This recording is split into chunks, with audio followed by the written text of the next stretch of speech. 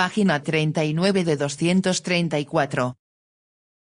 Los cuidados maternos y la salud mental, John Bowlby, 1950. Capítulo 3. Examen de los hechos conocidos sobre los efectos de la privación. 2. Estudios retrospectivos y subsiguientes. 2.1. Estudios retrospectivos.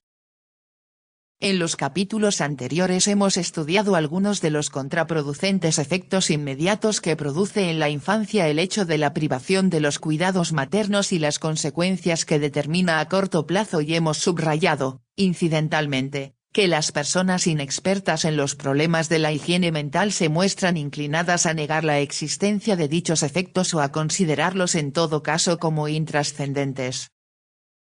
En el presente capítulo vamos a hacer el análisis de los hechos acumulados durante las investigaciones, tanto para hacer ver su extraordinario rigor y significación científicos, como para poner de manifiesto que quienes miran con verdadera preocupación aquellos efectos, lejos de estar dando un grito de alarma injustificado, están llamando la atención hacia problemas de verdadera importancia médico-social. Durante los años inmediatamente anteriores a 1940, por lo menos a 6 de los especialistas independientes, que se ocupan de los problemas de la infancia, les chocó la sorprendente frecuencia con que niños delincuentes habituales, desprovistos al parecer de sentimientos hacia todo el mundo y muy difíciles de conducir, habían sufrido duras perturbaciones en la relación con sus madres durante la primera infancia. Entre sus poco agradables rasgos caracterológicos, se encontraban la inclinación reiterada al robo, la violencia, el egoísmo y los desórdenes sexuales. Desde 1937 se han venido escribiendo muchos trabajos sobre el tema, algunos de ellos producto de investigaciones independientes y otros terminados antes de conocer los hallazgos hechos por los demás. La unanimidad de sus conclusiones, a pesar de la circunstancia señalada, da un sello de autenticidad notable a las mismas. Uno de los primeros casos fue registrado por Levy y todavía se considera típico. Mi primer ejemplo lo constituye una niña de 8 años que fue adoptada año y medio antes. Tras su nacimiento ilegítimo, la niña, objeto de este estudio, fue pasando de manos de uno a otro pariente y más tarde entregada a un organismo de protección a la infancia e internada en un hogar infantil. 2 meses después fue transferida a unos padres adoptivos que fueron quienes me sometieron el caso. Según estos, la niña mentía y robaba. De acuerdo con los informes que me suministraron, la reacción de la pequeña al hecho de su adopción fue de actitud indiferente. Cuando la llevaron a casa y le mostraron la habitación que iba a disfrutar por entero, al resto de las habitaciones y campo que rodeaba la casa, no exteriorizó reacción alguna aparente. Sin embargo, mostraba gran viveza y parecía afectuosa en lo exterior. Después de unas semanas de convivencia, la madre se quejó a su esposo de que la niña parecía incapaz de mostrar signo alguno de cariño. Tal vez, para usar las mismas palabras de la madre, podría darte un beso, pero eso no significaría nada. El esposo solía decirle que esperaba demasiado de la niña, que debía darle tiempo para que se adaptase a la nueva situación creada en su vida. La esposa quedó un tanto mitigada en su inquietud como consecuencia de tales reflexiones, pero afirmaba aún que percibía algo extraño en la conducta de la niña. El padre insistía en su creencia de que no ocurría nada. Pocos meses después, sin embargo, era él quien formulaba las mismas quejas. Por esa época fue cuando se dieron cuenta de que la pequeña se mostraba solapada y evasiva. Todos los intentos de corrección puestos en práctica resultaron estériles. La maestra también se lamentaba de su falta de concentración y de amor propio en el cuidado de sus cosas. No obstante, gracias a su clara inteligencia, pasaba bien las asignaturas. Hacía amistades con los niños, pero sin llegar a intimar con ninguno. Después de año y medio de convivencia con la paciente, su padre vino a decir, no hay forma de hacerse con ella, Y la madre, ignoro hoy, más que el primer día que llegó a nuestra casa, lo que puede haber en la conciencia de esta niña. No dice nunca lo que piensa ni lo que siente. Charla, eso sí, pero todo lo que dice es a flor de labios. He aquí, en resumen, muchos de los rasgos somáticos típicos. 1. Superficialidad en sus relaciones. 2. Ausencia de verdaderos sentimientos, incapacidad de preocupación por nadie y para establecer amistades verdaderas. 3. Exasperante inaccesibilidad para quienes trataban de ayudarla. 4. Falta de reacción emotiva ante estímulos en los que es normal que la haya, curiosa ausencia de verdadero interés. 5. Insinceridad y actitud evasiva, frecuentemente sin objeto. 6. Robaba. 7. Falta de concentración en el trabajo escolar. El único detalle atípico, en este caso, es el buen trabajo escolar que la niña hacía, puesto que, lo más frecuente, es que éste resulte seriamente afectado. El mismo año de la publicación del trabajo de Levy, 1937, y en los siguientes, aparecieron otros en los Estados Unidos por Powdermaker y otros. 1937, Lowry, 1940, Bender, 1941, 1946 y 1947, y Goldfarb, 9 de 1943 a 1949, y en Inglaterra por Bowlby, 1940 y 1044.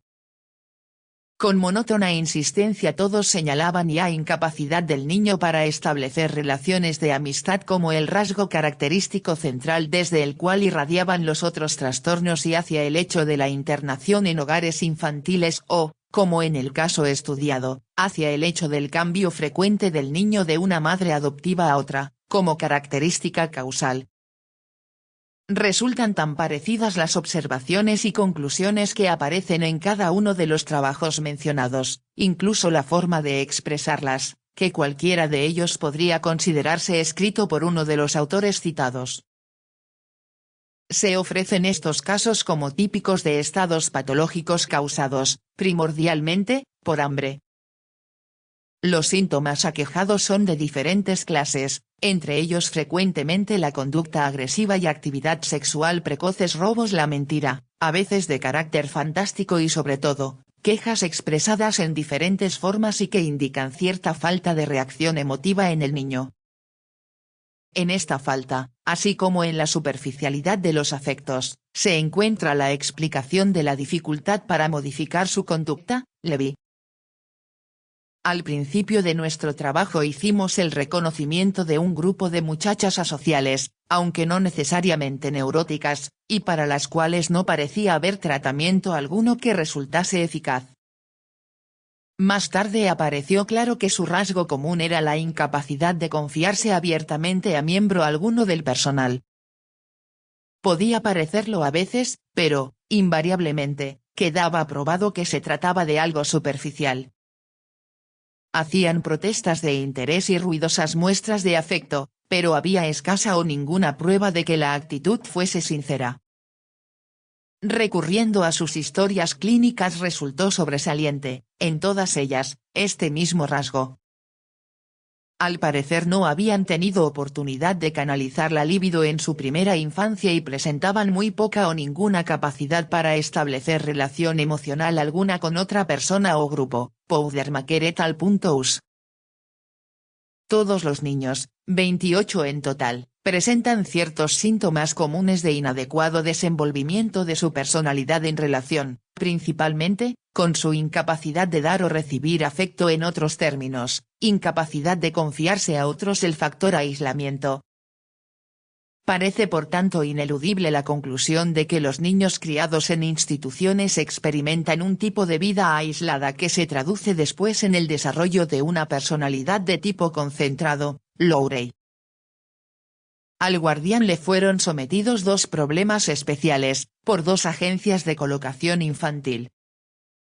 El primero procedía de uno de esos centros que consideran que no debe permitirse que se establezca lazo alguno de afecto entre el niño y el hogar infantil, a fin de que, cuando cumpla los 5 años, no posea ninguno, ni tampoco norma de conducta preestablecida. Otro grupo especial consistía de niños pequeños rodeados de los mejores cuidados pediátricos, pero que habían sido privados de contactos sociales y de elementos de juego. Estos niños son incapaces de aceptar ternura, como consecuencia de haber carecido de ella en sus 3 primeros años de vida. No tienen pautas para los juegos y como consecuencia son incapaces de jugar en grupo y no hacen más que abusar de los otros niños. Son hiperkinéticos y distraídos, no distinguen con claridad nada relativo a las relaciones humanas. Este tipo de niño no reacciona en sentido de adaptación al grupo del hogar infantil y continúa siendo inquieto, agresivo y asocial, vender y yarnel. La impermeabilidad de carácter y la limitada capacidad de relaciones amistosas son típicas en los niños que han pasado los primeros años de vida en una institución. pp 41. ¿Será que la ausencia de relación afectiva en la infancia hace difícil o inclusive innecesario para los niños internados establecer más tarde relaciones emotivas? Goldfarb. Entretanto, Bowlby, apartado por el Océano Atlántico de toda comunicación con estos investigadores, formulaba en Londres las mismas observaciones. Las prolongadas interrupciones de las relaciones materno-filiales durante los 3 primeros años de vida dejan una huella característica en la personalidad del niño. Clínicamente, tales niños aparecen emocionalmente inhibidos y aislados. Fracasan en el desarrollo normal de su sociabilidad con otros niños o con adultos y, por lo tanto, no establecen relaciones amistosas que merezcan tal calificativo. Es cierto que, a veces, son aparentemente sociables, pero si se penetra en esos sentimientos se comprueba que carecen de hondura y de raíces. En esto creo que estribe, más que en cualquier otra circunstancia, la causa de sus destemplanzas. Padres y maestros se lamentan de que nada que digan o hagan produce la menor impresión en el niño. Si le maltratan, llora un poco pero no exterioriza reacción emocional por la pérdida de la estimación del adulto que ello supone, como ocurre en niños normales. Parece que para estas criaturas carece de importancia el hecho de gozar o no de estimación. Siendo incapaces de sentar relaciones emocionales verdaderas, las condiciones de cualquiera de estas, en un momento dado, carecen de trascendencia para ellos. En el curso de los últimos años, he visto alrededor de 16 casos de niños incapaces de afecto que eran rateros reincidentes y solo en 2 de ellos faltaba el antecedente de prolongada interrupción en las relaciones materno-filiales. En todos los demás, la interrupción de la relación se había producido durante los 3 primeros años de vida y el niño era un ratero reincidente. Desde que se formularon esos primeros trabajos hasta hoy, se han publicado 3 obras fundamentales, un estudio clínico sistematizado de Bowlby, un informe de Bender basado en algunos centenares de casos estudiados durante los 10 años anteriores y una serie de artículos descriptivos de labores de investigación, muy cuidadosamente planeados y realizados, por Goldfarb. Tanto los de Bender como los de Bowlby tienen el carácter de retrospectivos en el sentido de que, siendo los 2 profesionales dedicados a la clínica, se les requería para examinar y tratar a niños con síntomas neuróticos y desórdenes de conducta y, mediante el estudio de la historia somática de esos niños, sacaron a la superficie, como factor determinante de los síntomas y desórdenes mencionados, la privación de los cuidados maternos, producida unas veces por la internación en instituciones y otras por haber pasado de manos de una figura materna a otra, como si se tratara de una mercancía. La reserva contra estos estudios retrospectivos es, desde luego, que se ocupan solamente de niños que ya presentan anomalías de conducta y no de aquellos que, teniendo los mismos antecedentes, se han desarrollado normalmente. Este defecto, sin embargo, es compensado ampliamente por Goldfarb. pp 42. Las conclusiones de Bender se basan en un 5 o 10% de los 5.000 niños que tuvo bajo su dirección en el Hospital Bellevue, desde 1935 hasta 1944, porcentaje que mostró las características descritas. Esta investigadora da una descripción clínica completa del síndrome que califica de desorden psicopático de la conducta infantil. No hay capacidad de amor, ni sentido de culpabilidad. No hay verdadera conciencia. Los recursos de su fantasía inconsciente son superficiales y muestran solo una tendencia a reaccionar ante estímulos o experiencias inmediatos, aunque a veces tratan infructuosamente de manifestar su ego o de exteriorizar su personalidad. Su incapacidad de hacer o granjearse amistades hace imposible toda terapia e inclusive cualquier educación. No tienen capacidad conceptual, sobre todo en relación con la idea de tiempo y, por lo tanto, no pueden recordar ni obtener beneficio alguno de la experiencia o apoyarse en ella para propósitos futuros. Esta falta del concepto tiempo constituye un rasgo sorprendente en la organización defectuosa de su personalidad. Bender aporta también un estudio subsiguiente de 10 niños, de los que se ocupó en 1941 y que fueron examinados 5 años más tarde.